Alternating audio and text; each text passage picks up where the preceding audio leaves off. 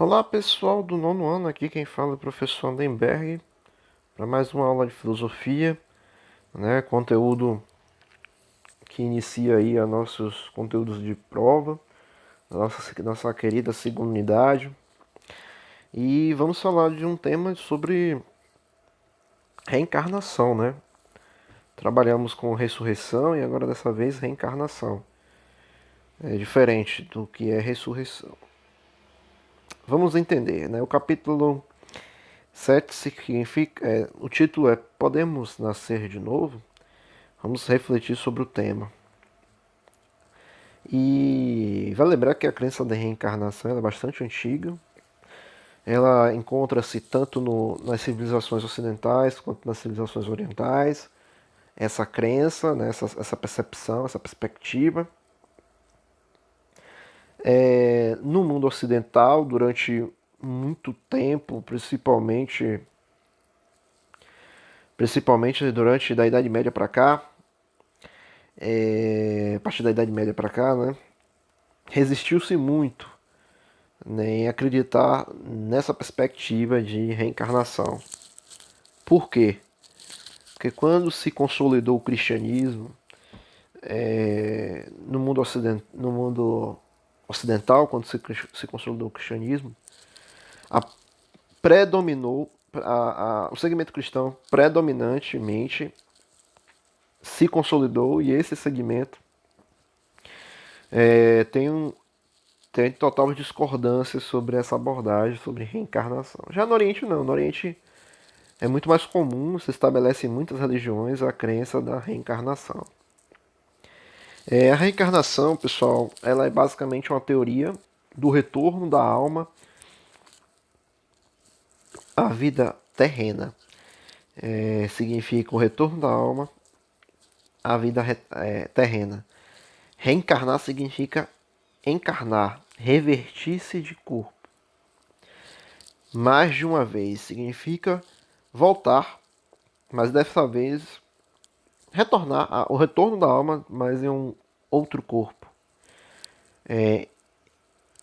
Reencarnar significa encarnar mais uma vez. Né? Embora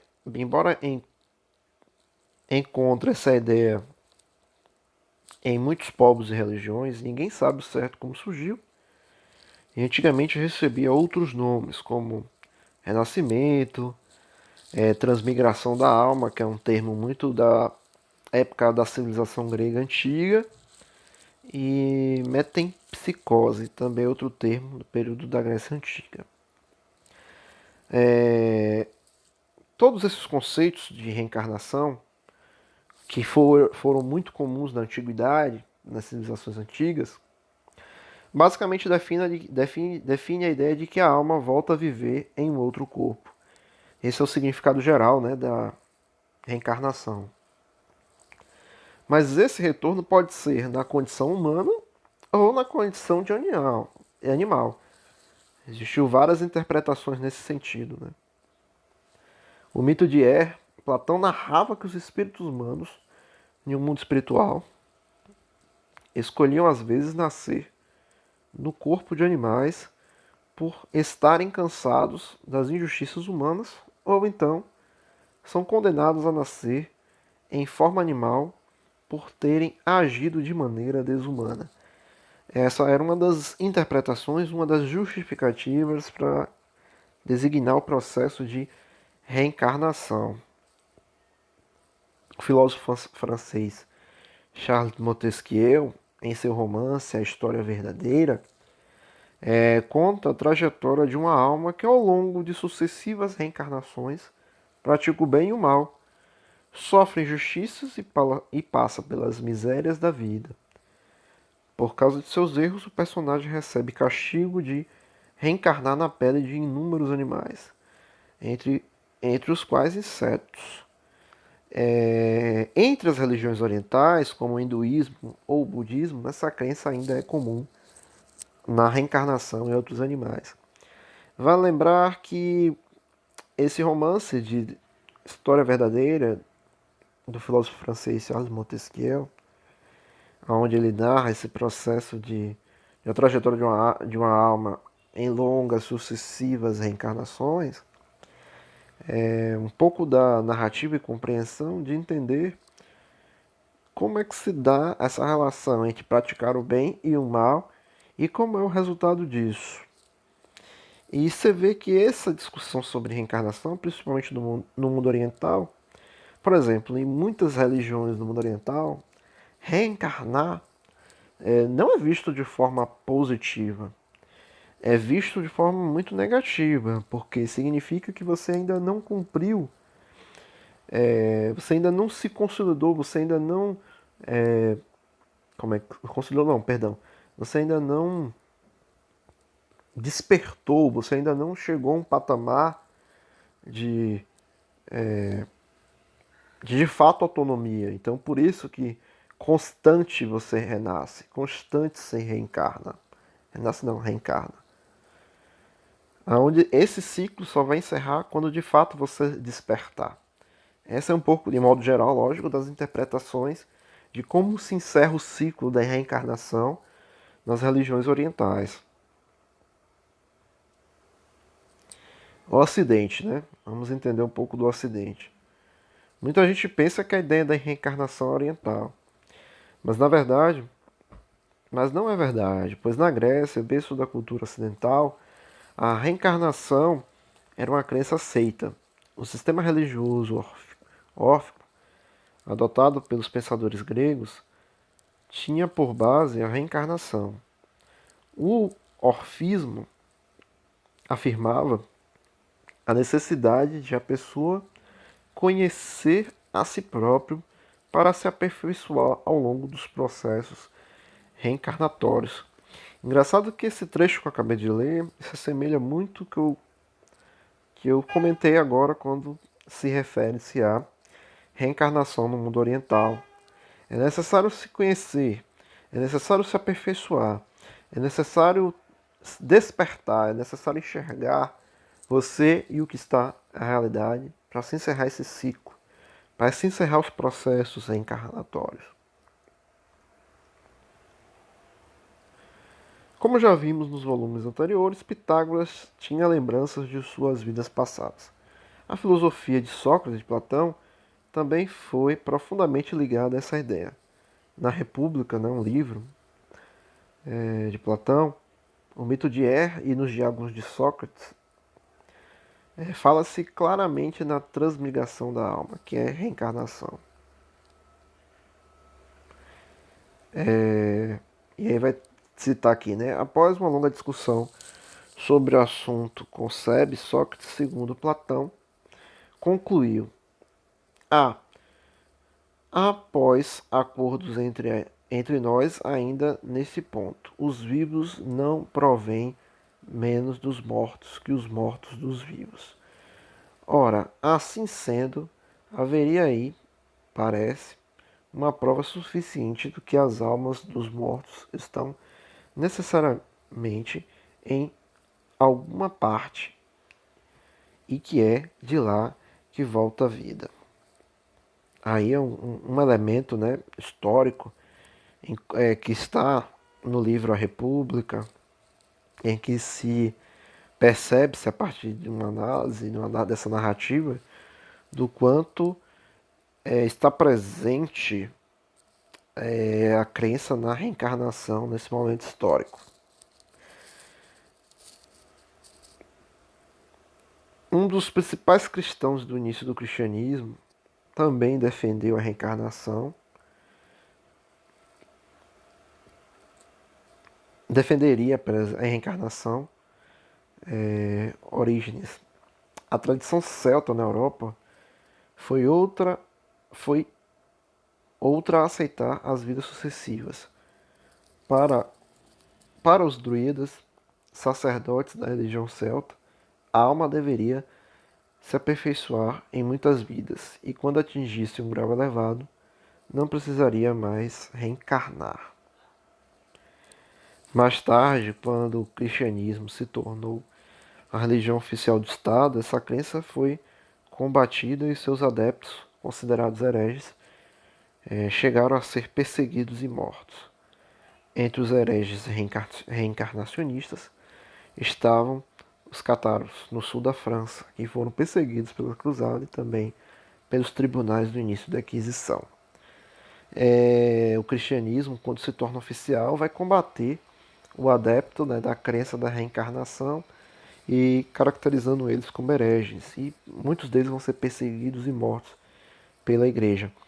Mas vale lembrar que a reencarnação esteve sim ao lado do cristianismo em determinados momentos do cristianismo. Depois do levantamento do evangelho, formulação da Bíblia e o peso político da Igreja Católica, isso vai mudar, isso vai ser crítico, né, para a Igreja Católica, a teoria da reencarnação. Mas o que vai ter grande peso no mundo ocidental sobre reencarnação vai ser com o Espiritismo, principalmente a partir de uma figura chamada Allan Kardec, em que fundamenta suas ideias na teoria de vidas sucessivas. Né? O aperfeiçoamento dos espíritos se dá por seu trabalho e sua boa vontade. E quando chegam à perfeição, após longo tempo de ciclo reencarnatório, não necessitam mais voltar em um novo corpo, exceto por escolha própria para ajudar o progresso dos outros espíritos. Para os espíritas, porém, a reencarnação só se dá em corpos humanos, jamais em corpos de animais, e essa é a interpretação do espiritismo kardecista, né, de Allan Kardec, em que se fundamenta a ideia da teoria das vidas sucessivas, ou seja, na reencarnação, no sentido do aperfeiçoamento dos espíritos, né, e que se dá por seu trabalho e sua boa vontade. E o que é reencarnação no Oriente? Nas religiões orientais, a crença na reencarnação é fundamental. Podemos citar várias correntes que aceitam no Oriente, A Cabala, né, uma corrente do judaísmo, o Shintoísmo, né, que é uma religião tradicional japonesa, as novas religiões no Japão, Igreja Missiônica, Shishonoe e por aí vai, e também o budismo e o hinduísmo, que, vamos dizer assim, são pilares, porque são religiões milenares que se sustentam, né, e sustentou ramificações religiosas em boa parte de várias regiões do Oriente. Por exemplo, no hinduísmo e no budismo, a lei do karma é muito importante, né? O bem e o mal em que as pessoas fazem determina muito como vai ser a vida dessa pessoa e como se tornará as próximas vidas. A ideia do karma é um traço comum das religiões reencarnacionistas. Mas o karma não é uma fatalidade absoluta. Segundo essas religiões, as pessoas têm liberdade para mudar as coisas, para agir no bem e melhorar seu karma, ou podem agir no mal e piorar a determinação. Basicamente, dentro do hinduísmo e do budismo, através da lei do karma, se percebe-se da seguinte maneira: quanto mais você age de forma positiva, mais resultados positivos vão acontecer para você. Porque o universo o universo conspirará para melhor para você. E quanto mais mal, quanto mais negativo, mais a resposta para o universo será negativa. E isso, obviamente, resultará em um processo de reencarnação, onde as vidas sucessivas é fruto de um processo da qual você não conseguiu despertar, não conseguiu se enxergar, não conseguiu entender a lógica. Os hindus consideram que essa liberdade está contida no Dharma. Outros chamam de livre-arbítrio. Os orientais acreditam que as almas devem reencarnar diversas vezes até alcançar a purificação. Os budistas colocam o objetivo das reencarnações na iluminação. A busca dessa iluminação determinará a felicidade em outra vida. Quando atingirmos o estágio de iluminados, não mais precisaremos nascer, exceto por escolha própria. O hinduísmo diz que o objetivo da alma é se purificar e voltar ao Brahma, que é o Deus Supremo. Vale lembrar que entre budistas e hinduísmo, entre os budistas e os hinduístas, tem uma diferença na concepção, na forma, né, no meio de como se tornará essas reencarnações. Né? Essas são as questões que vocês devem fazer, né, para a próxima aula fazer a correção.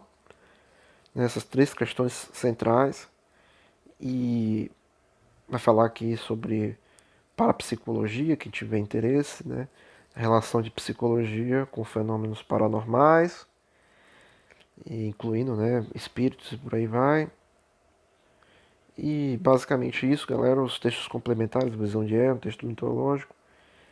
Quem quiser dar uma lida, aconselho, mas lógico que a ideia é pesar pelo conteúdo central do capítulo para melhor fazer uma síntese da apresentação do conteúdo em vídeo. Então é basicamente isso, respondo essas 3 questões e até a próxima, pessoal. Até mais. Tchau, tchau.